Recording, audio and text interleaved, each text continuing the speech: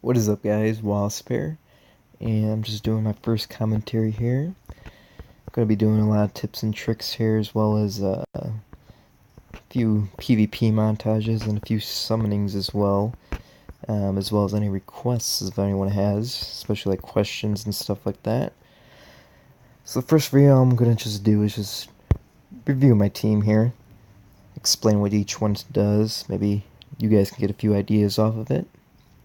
So let's go with tanks first. So everyone sees my Dominator here on the server. They always ask about him. It's my first 6-star in the Skull tribe. I like to call him Skull class. So this guy is very useful for just sponging up damage. He is just a damage sponge. He has a very high health pool, as you can see, 100k over there. Haven't fully leveled him up yet because he is expensive as hell to level up. Let's just go through his abilities here. So Life Siphon, damage against backline enemies, and heals him up a little bit. 95% of his attack, so 95% of this 4760 right there will be healed up to him. Will of the Undead increases his HP by 30% as well as his hit. For all of you that don't know, hit is accuracy. Higher the hit, more likely your attack is gonna land, which is very nice. A lot of people don't know what hit is, but that's what it is. It just increases your likelihood of landing a hit. His third skill here is going to be HP Ceremony. Gains 60% of damage dealt of HP of any hero dodged attacking. So what my understanding of this works is when you miss an attack, whatever 60% of that damage was going to be is going to be healed up to Dominator. So yeah, actually find this quite useful because I'm always missing attacks usually every turn. It's bound to happen. We miss attacks more often than not. So every time you miss an attack, he is going to gain some health back. And his fourth skill is Honest Heart. Each attack has 30% to reduce the target's attack by 20% for 3 turns. Kind of a mouthful there. Long story short, can't talk today. Long story short is each time he gets attacked, his attackers have a 30% chance of having their attack reduced by 20% for 3 whole rounds. The 3 whole rounds is kind of irrelevant because I am sure since I have Dominator on the front line, he's going to get attacked again by the same guy within 3 turns. It's bound to happen. So they're basically going to have negative 20% attack forever until he dies. Second guy, Mirage. He's one of my backliners. I just got him right now. Like I would say, an hour before making this video. Did not even know I was about to get him, but I got him. What he's good for is he is like a mini version of Mickey. Mickey is one of the most OP heroes in the game right now, currently, in my opinion. I'll be doing a in-depth review of her very soon. I'm not going to go into everyone's different abilities here. I don't want to make the video too long. Got Blast Blade here, basically targets 2 back lines. I got Bleed here. So what Bleed does, what not many people know about, is Bleed is basically another form of poison.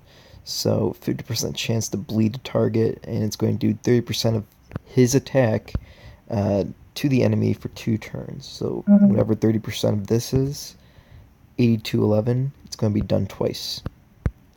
Shadow Dance increases dodge and attack by 30%. Dodge is the bread and butter of Mirage and Mickey, just because of the fact that dodge can be so abused right now. And then the 30% attack is just the cherry on top there. Weakest pack. I have not gotten this yet, literally because, like I said, I just got him, and he is also somewhat expensive to level up once he gets this high up. Normal attack targets the enemy with the lowest HP.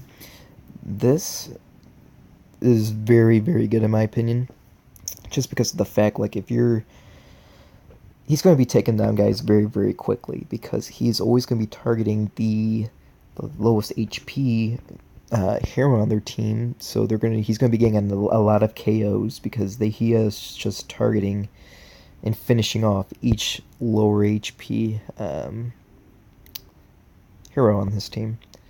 So who I got next? Let's go with my other tank here, Dantalion. Dantalion is one of the best tanks in the game. Reason being because every time he gets hit, self-cure over here heals him of 24% of his attack. Common misunderstanding here, 24% of his attack, not their attack. You can win games by yourself. He can win games by himself with that ability. If the opponent is not doing 24% of his attack, he's never going to die. So you can literally just survive off this for the entire game. Power of Dantalion increases his armor, makes him a little bit more tanky because you want to be building attack on him. 20% attack just boosts his attack even more to help with self-cure. Flame Sword, what this does is attacks enemies on the front line, basically just a powered up normal attack, and it does 80% damage against warriors. So he's good against warriors, and what's always on the front line usually? Warriors, so he is a very good frontliner. And Bane of the Warrior, 3% damage against warriors, so he is the anti-tank buster because warriors are usually the tanks, so he's going to be like demolishing tanks. Let's just say that. Let's see who I else have here. I have 3 more. I got Gurky or Gurk. I call him Gurk. I don't know how that's pronounced. Anyway, he is my support on the team. He is my healer, my angel. He saves me out of a lot of circumstances, a lot of sticky situations. Anyway, he has a lot of healing ability. Divine Light. Damage against all enemies and grants allies 6% of his attack. So the higher his attack is, the more health we're going to be getting back. Spring to Life. Each attack grants you with 30% of his HP. So every time he attacks, he's going to be gaining some HP back.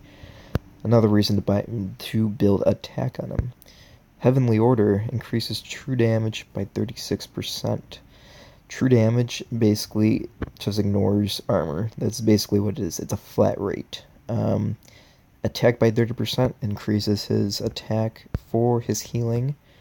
And we got counterattack. When attacked, 50% chance to counterattack, dealing 160% attack damage. So it's a very low chance he's going to be at counterattacking, but when he does, he is going to be hitting like a truck, which is pretty nice.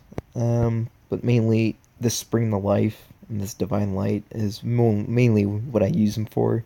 He's going to be healing. He's going to be healing his teammates and doing damage. I like it.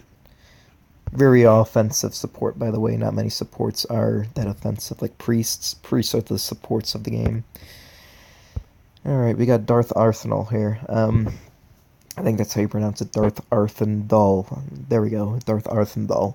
So, she's used for petrifying the enemy. Petrifying, what I've been told, is basically not very stunning, but kind of... It doesn't allow abilities to be used, I believe. Or freeze, one or the other. It's very confusing. No one really knows anything about Petrify. If anyone tells me what Petrify is, please tell me in the comments, because I am kind of confused on this myself. So therefore I'm not going to go really too in-depth with her. But I know when Petrify happens, the enemy hero turns gray, and it prevents something. I know it prevents something. If someone can tell me, please tell me.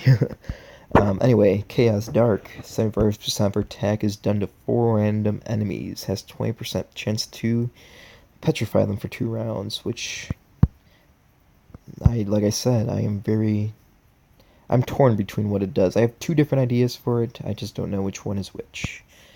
Petrify, 20% chance to petrify the target when she attacks. Black Hole, her stat gaining ability.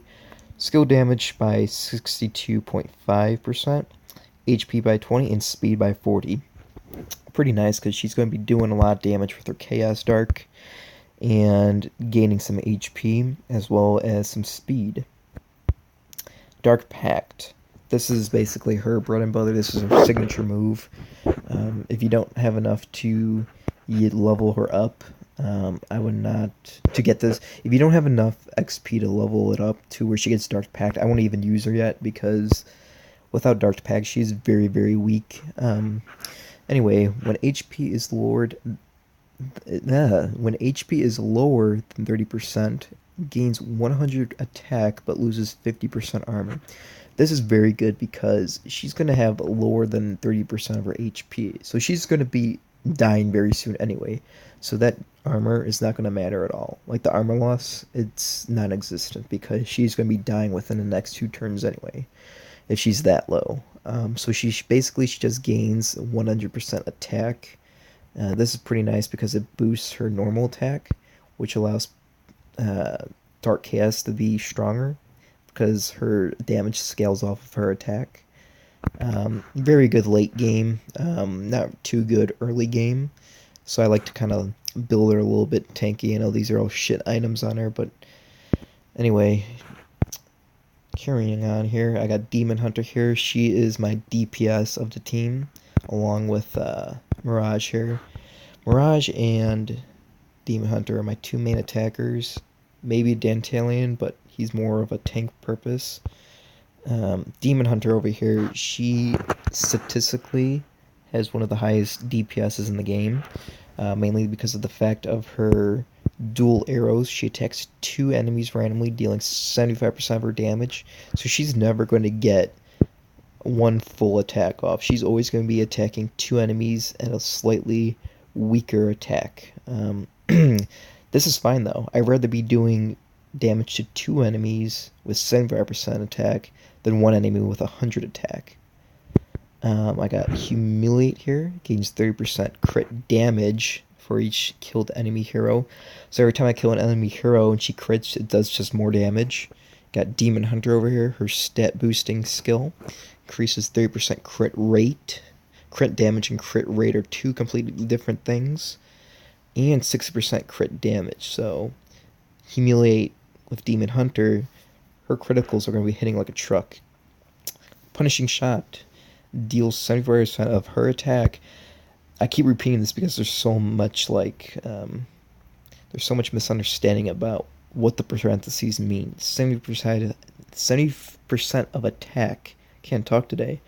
75% of attack is based off of her attack. It's not off any enemies. It's not off total attack. It's not off of anything else but her attack.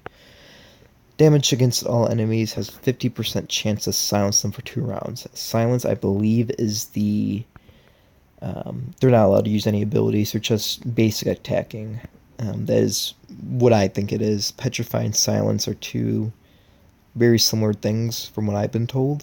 I could be wrong. If I'm wrong, please let me know. I'm not going to go into any of their builds because this video is going to be 10 freaking hours if I do that. Basically, all I have is just the strongest items I can possibly put on each one. Yeah, no. First video. Guys, got any suggestions, let me know. And peace out, guys.